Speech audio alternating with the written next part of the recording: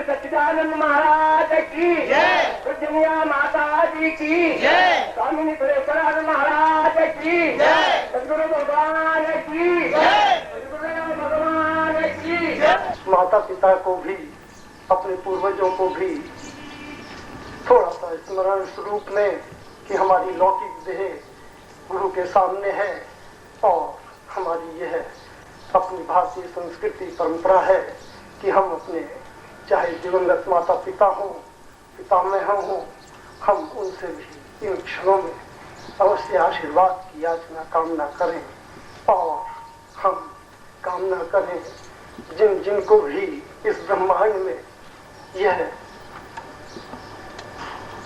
सिद्धेश्वरी दीक्षा, सहस्राक्षी दीक्षा का पावनतम दिव्य वरदान प्राप्त हो चुका, हम आपसे पहले हम उनसे भी उनके आशीर्वाद की कामना करें, याचना करें कि वो जब इतना पूंजीभूत कामना की शक्ति का आशीर्वाद हमारे साथ होगा, जब हम इतने नमन हो लेंगे कि हम इस जीवन जड़ प्रकृति में जड़ हैं, चैतन्य होना चाहते हैं परम प्रभु ब्रह्माप से।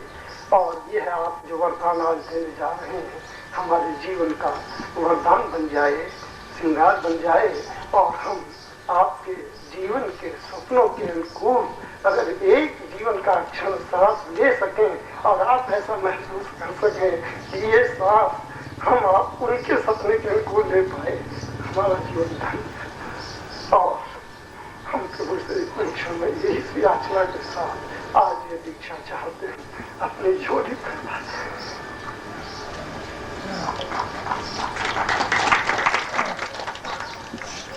और हमारे पास आज अभिनंदन करने को कुछ नहीं, हम सब की सांसों के प्राणों की माला अगर उनके हृदय तक पहुंच सके, चरणों तक पहुंच सके, तो वह प्रभु का अभिनंदन होगा।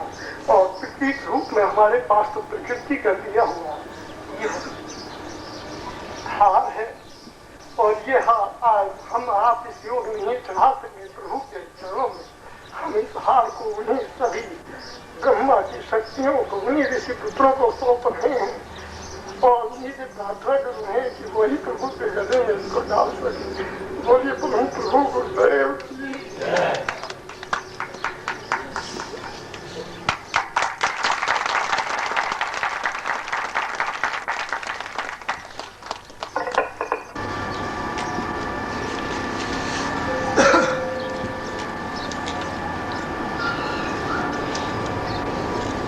अपना प्रवचन प्रारंभ करने से पूर्व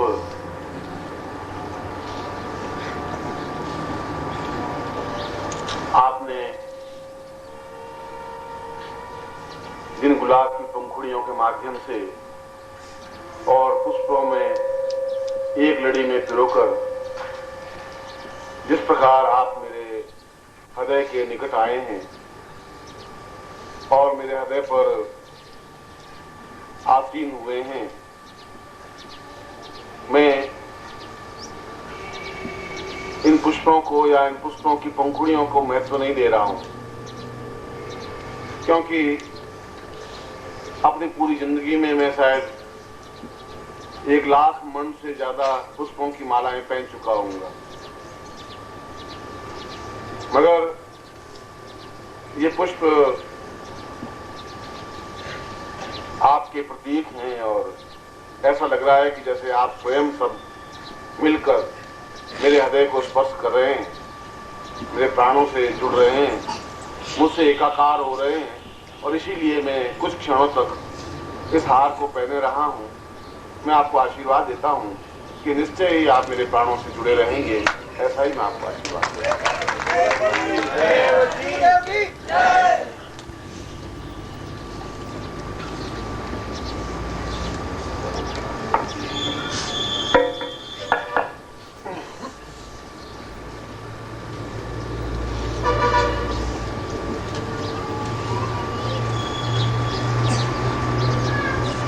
निर्मोही ने कहा कि आपको भेंट करने के लिए हमारे पास कुछ नहीं है, और मैं जानता हूं कि तुम्हारे पास कुछ नहीं है, मगर गुरु को भेंट करने के लिए आंसुओं का हार पहना होना चाहिए, जिससे कि वह उनके प्राणों के अंदर तक पहुंच सके। अपनी श्रद्धा और समर्पण का नमन होना चाहिए, जिससे कि वह उसके ज्ञान तक पहुंच सके।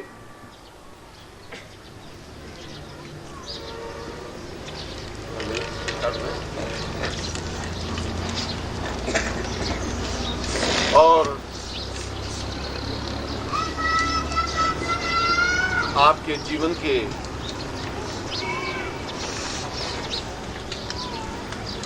उन भावनाओं से, क्योंकि मैं पिछले 4-5 दिनों से अनुभव कर रहा था कि आप बहुत तेजी के साथ मेरे प्राणों के निकट आते जा रहे हैं, और ये प्राणों के निकट आने की जो क्रिया शब्दों के माध्यम से न व्यक्त की जा सकती है, न कही जा सकती है। वह तो प्राणों की भाषा होती है, प्राणों के माध्यम से ही कहा सुना जाता है।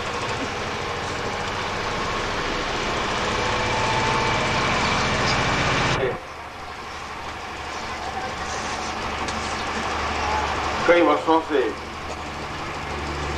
साधना शिविर लगाता आया हूं, आप शिष्यों को बुलाता आया हूं, आप लोगों से मिलता रहा हूं, आपसे हंसी मजाक भी करता रहा हूं, आपके साथ ज्ञान की चर्चा भी करते रहा हूं, साधना की विचार विमर्श भी करता रहा हूं।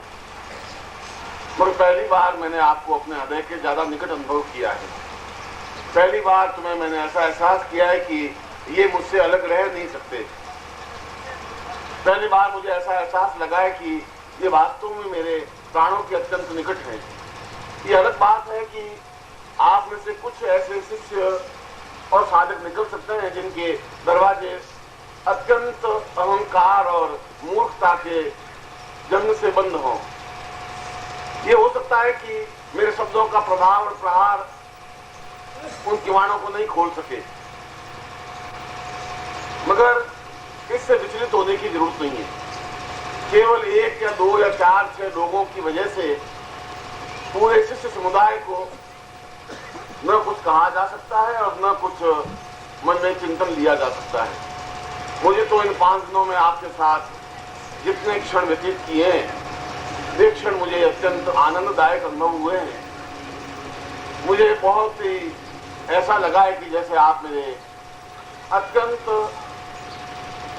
निकट है, क्योंकि प्राणों के निकट होने की क्रिया तो एक प्रारंभिक क्रिया है।